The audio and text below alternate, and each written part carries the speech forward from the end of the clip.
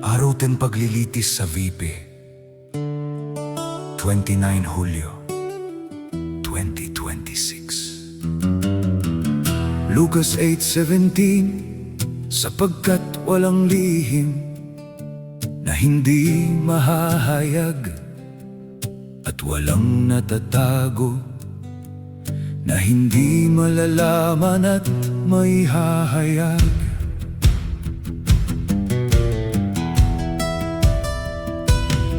Sa harap ng Senado, saksi nagsiwalat, 32 taon sa bangko, di pa nakakita ng ganitong halaga.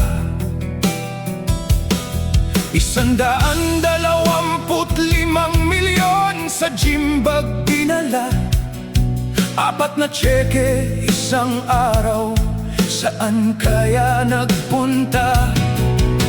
Unusual ang tawag, opinyon lang ang sagot, ngunit ang batas mismo ang nagsasalita ngayon.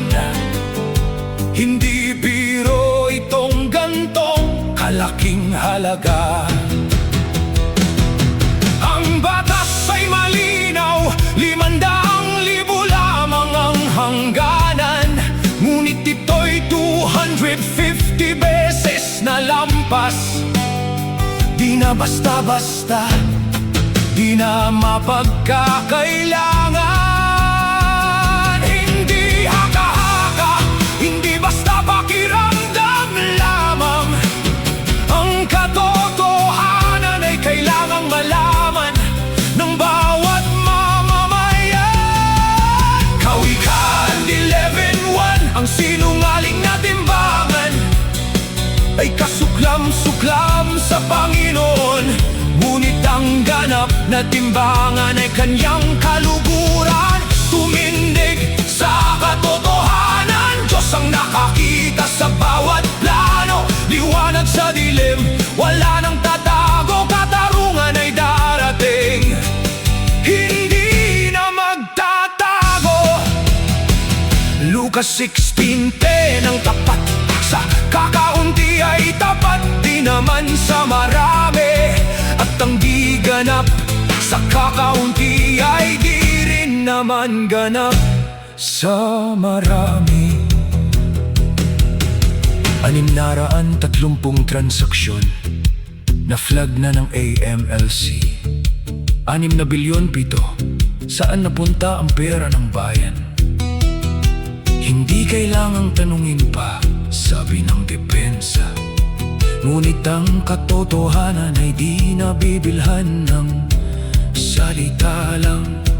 Mahal ng Diyos ang matuwid, kinamumuhian ang pandaraya, ang itinago sa dilim, sa liwanag ay lalantad na.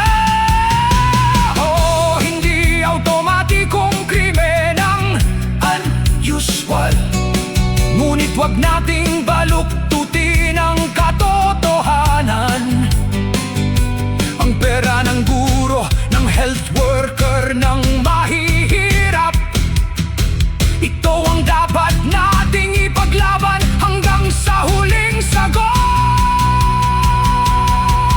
Kawikaan 11:1, ang sinungaling na timbangan ay kasuklam-suklam sa Panginoon, ngunit ang ganap na timbangan ay kanyang kaluguran. Tumindig sa katotohanan, Diyos ang nakakita sa bawat plano. Liwanag sa dilim, wala nang tatago, katarungan ay darating, hindi na magtatago. Lucas 16:10, ang tapat sa kakaunti ay tapat di naman sa marami, at ang di ganap sa kakaunti ay di rin naman ganap sa marami.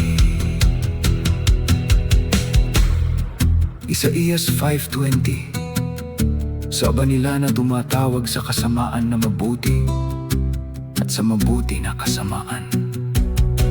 Sa aba ng mga nagpupunta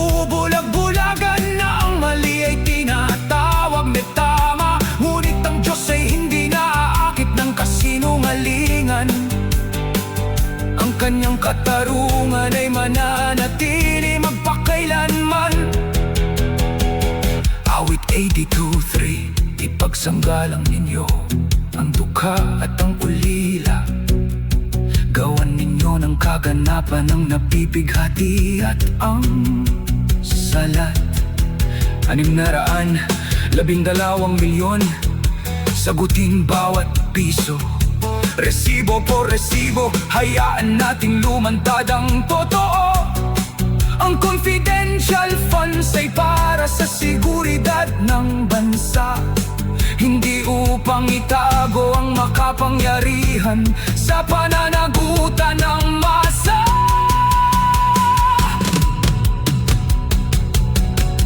Lucas 8:17. Sapagkat walang lihim na hindi mahayag, at walang natatago na hindi malalaman at maihahayag. Ang katarungang naantala ng matalinong pananalita ay katarungan pa rin itinatanggi. Ang katotohanan ay hindi natatakot sa investigasyon. Ang kasalanan